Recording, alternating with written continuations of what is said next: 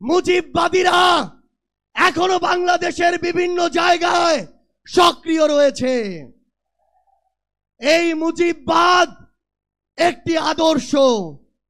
শুধু আইনিভাবে এই মুজিববাদের মোকাবেলা করা যাবে না। আমাদেরকে অর্থনৈতিকভাবে, রাজনৈতিকভাবে, সাংস্কৃতিকভাবে এই মুজিববাদের কোমর ভেঙে দিতে হবে। বাংলাদেশ জামায়াত ইসলামী কর্তৃক আয়োজিত আজকের এই জাতীয় সমাবেশে বাংলাদেশের ছাত্র জনতা, আমার অভ্যুত্থানের সহযোদ্ধা, জাতীয় নেতৃবৃন্দ সকলকে জাতীয় নাগরিক পার্টি এনসিপির পক্ষ থেকে সশ্রদ্ধ সালাম। আসসালামু আলাইকুম ওয়া রাহমাতুল্লাহ। সংগ্রামী সহযোদ্ধারা, অভ্যুত্থানের 1 জুলাই পেরিয়ে আমরা আরেক জুলাই এসে উপস্থিত হয়েছি, কিন্তু বাংলাদেশ থেকে মুজিববাদীদের ষড়যন্ত্র এখনো শেষ হয়নি। গোপালগঞ্জে এখনো মুজিববাদীদের আস্তানা গেড়ে রয়েছে। মুজিববাদীরা এখনো বাংলাদেশের বিভিন্ন জায়গায় সক্রিয় রয়েছে। এই মুজিববাদ একটি আদর্শ।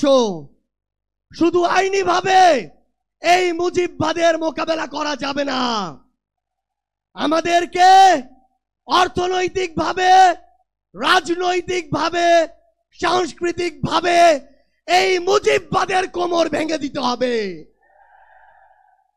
আমাদের মধ্যে রাজনৈতিক মতপার্থক্য থাকতে পারে, কিন্তু এই মুজিববাদের প্রশ্নে, এই স্বৈরাচারের প্রশ্নে অভ্যুত্থানের সকল শক্তিকে ঐক্যবদ্ধ থাকতে হবে।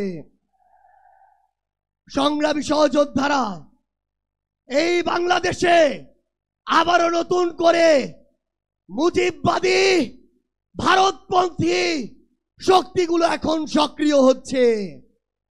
আমাদের মধ্যে মতপার্থক্য থাকতে পারে, কিন্তু এই বাংলাদেশে বাংলাদেশপন্থী ব্যতীত কোন দেশপন্থী, কোন বাদপন্থী, কোন শক্তির আর জায়গা হবে না।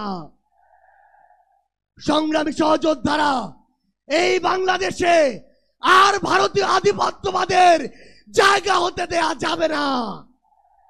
অন্য যে কোনো দেশের নামের কোন আধিপত্যবাদের জায়গা এই বাংলাদেশে হতে দেয়া যাবে না। সংগ্রামী সহযোদ্ধারা, হাজারের অধিক ছাত্র জনতা জীবন দিয়েছে। আমার হাজার হাজার সহযোদ্ধা আজকে আমার সামনে রয়েছে। আমাদের একটা আকাঙ্ক্ষা ছিল, গত জুলাইয়ে, ওই আগস্টের 5 তারিখে আমাদের যে স্বপ্ন ছিল, আরেক আগস্ট আসতে চলেছে, আমাদের সেই স্বপ্নগুলো পূরণ হয়নি। অন্তর্বর্তীকালীন সরকারের কাছে আমরা সুশীল সরকারের ভূমিকা চাই না। আমরা তাদেরকে অভ্যুত্থান পরবর্তী সরকারের ভূমিকায় দেখতে চাই। আমরা স্পষ্ট করে বলতে চাই, অভ্যুত্থান পরবর্তী বাংলাদেশে আমাদের বিচার লাগবে। এই বাংলাদেশে খুনি হাসিনার বিচার হতেই হবে। খুনি হাসিনার বিচারের রায় হতেই হবে। খুনি হাসিনার বিচারের রায়ের কার্যকর আমরা দেখতে চাই।